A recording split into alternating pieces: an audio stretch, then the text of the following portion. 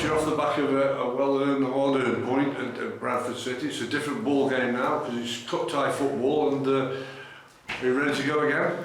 Yeah, we're ready to go. Obviously, it gives us an opportunity to look at some of the boys who've not played either as much football as they'd like in some cases, and in other cases the younger boys who deserve the opportunity to play at senior level. So it's a different type of game for us to approach tomorrow night. We've just gone through who we're going to select, and yeah, we're looking forward obviously to the challenge of playing a team that's still going to put out a really strong team because they've got a really deep squad, Bolton. So tough fixture, but one we'll revel in and look forward to playing. I think how the rules set up, I'm not exactly sure how the rules are. I know you will be, but you have to more or less play a strongish team anyway, don't you? You can't just make wholesale changes and throw players out because you're getting ready for Saturday. No, that's right. There's certain stipulations you have to stick to, but where we do benefit is that a lot of our young players have already played 40 plus games, and that's one of the main stipulations for how many you need to field.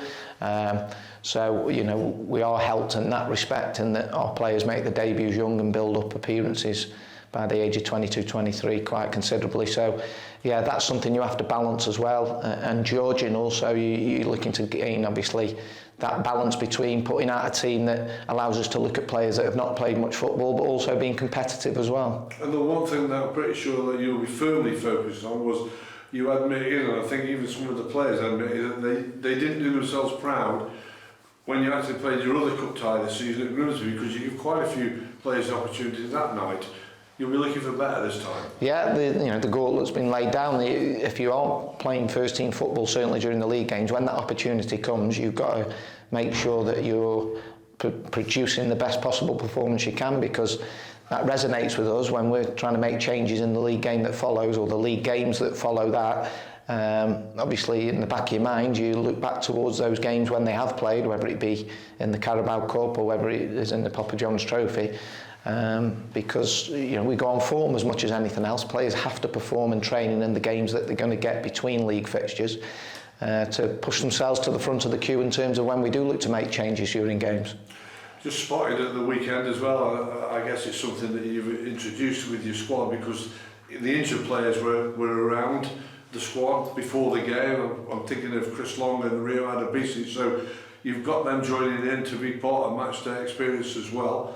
Are they getting closer as well, those two lads, for you to finally get a selection option for you? Yeah, Rio's in full training today with us. Again, it's still going to be a couple of weeks before we see him in a first team squad, because naturally, having been out for so long, the physios are very cautious. They're much more cautious than us as coaches. Yeah. We're more of the mindset that just get them out, let's see them out on the pitch. But naturally, joking aside, they obviously want to make sure that they leave no stone unturned in terms of the rehab. So Rio will be another couple of weeks before we can select him in a first team squad, because he's got to play some under-23s football. So we're aiming towards probably starting against Leeds in the Papa John's Trophy in a few weeks' time.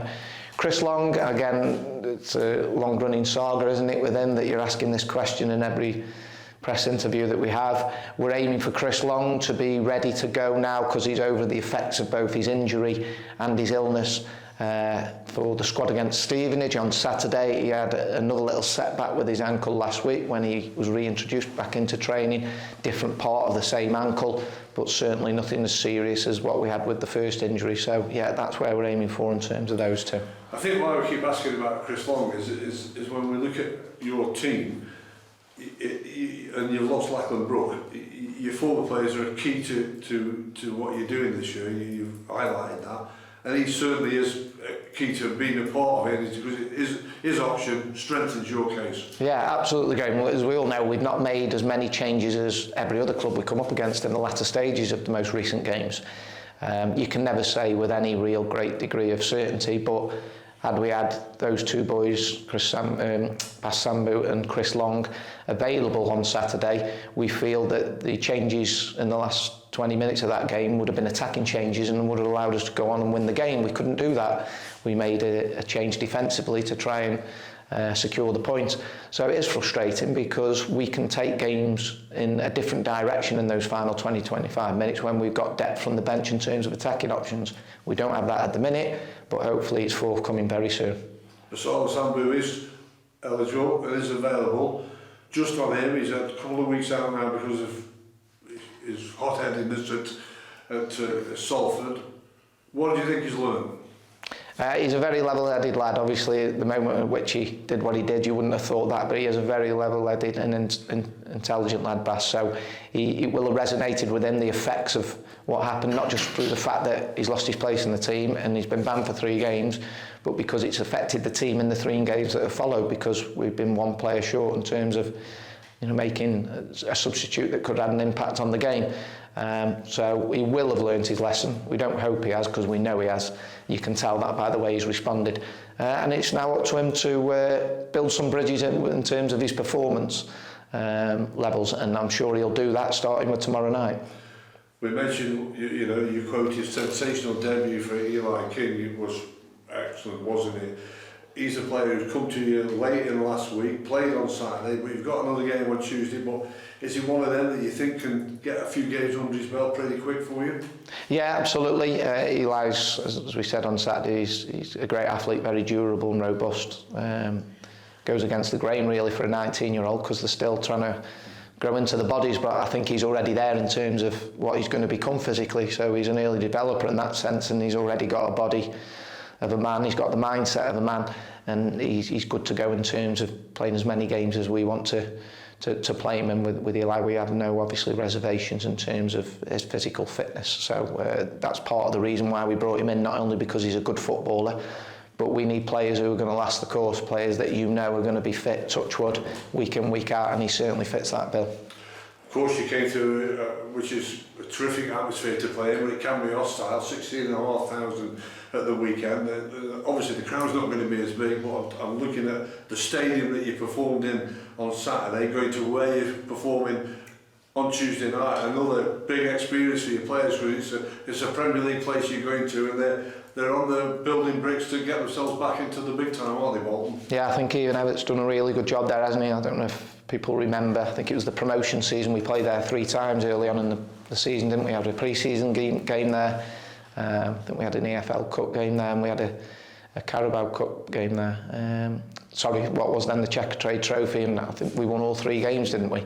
Comfortably, even though the score lines didn't suggest that, and that was the early rebuild that he was on, Ian Everett. That was his first season, and where he's taken them from then to now has been remarkable really. I think he's slowly built a really good team there, and I think they're going to be challenging up towards the top of League One, so it'll be a really good test for us, regardless of the fact that they're not going to play their first 11, but because their squad is so deep, there'll be lots of good players in that team. Bakayoko, for example, Afolayan, who both play up top. We're expecting both 2 excellent players for that league, but they're not even in their starting 11 at the minute, so a good challenge for us all round, and it just whets the appetite for those players in our team to aim to get back into a league where the stadiums are like that every week. And you don't take this competition lightly. You mentioned it, you've won it, and there's good cash rewards. Yeah, absolutely. The financial reward obviously is important. I think the board will agree in that sense. But from a playing perspective, it's also important because you want to go deep into competitions. We weren't able to do that with the Carabao Cup game, which obviously was really disappointing. So it'll be nice, obviously, to go beyond the group stages if we can. I know we did that last year, didn't we? And go as deep as we can into the tournament, because ultimately there's a place at Wembley waiting at the end for 2 teams.